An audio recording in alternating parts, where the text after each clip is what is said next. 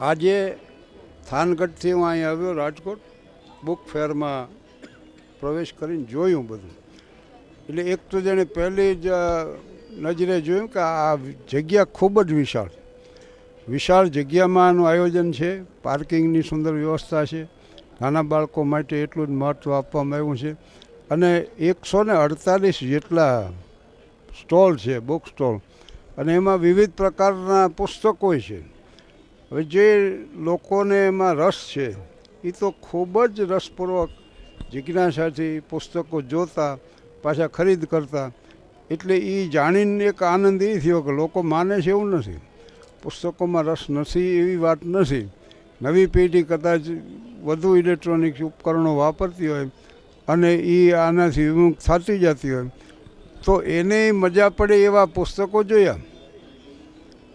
અને અંગ્રેજીમાં શું છે, મેકમિલન એન્ડ કંપનીએ તમે 50 જ શબ્દો એ પુસ્તક મેં જોયા નહીં અહીંયા, પણ આવા છે ખરા. 50 શબ્દો આવડતા હોય ને તોય પુસ્તક વાંચીએ કે એવડું નાનું પુસ્તક. પછી 100 શબ્દો, 250, 5000, 3000 શબ્દો જાણો ત્યારે ઓથેલો, મેકબેથ, કિંગ લિયર, હેમલેટ વાંચી શકો.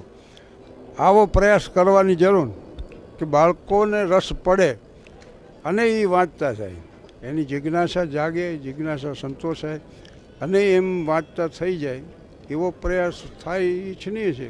પણ આવા પુસ્તક મેળાઓ ભરાય દર વર્ષે અને વિદ્વાનોનો પરિચય થાય. આજે આપણે ન મળી શકીએ ભાસને કે કાલિદાસને કે શેક્સપિયરને, પણ એનું સાહિત્ય તો આપણી પાસે છે જ. સાહિત્ય આપણી પાસે ઉપલબ્ધ છે. એટલે ખૂબ જ પ્રવૃત્તિ છે અને એનો જોઈને ખૂબ આનંદ થયો. અને હું સફળતા ઈચ્છું છું કે દર વર્ષે આવા મેળા ભરાય, આ જ રીતે લોકો ભાગ લે. આભાર.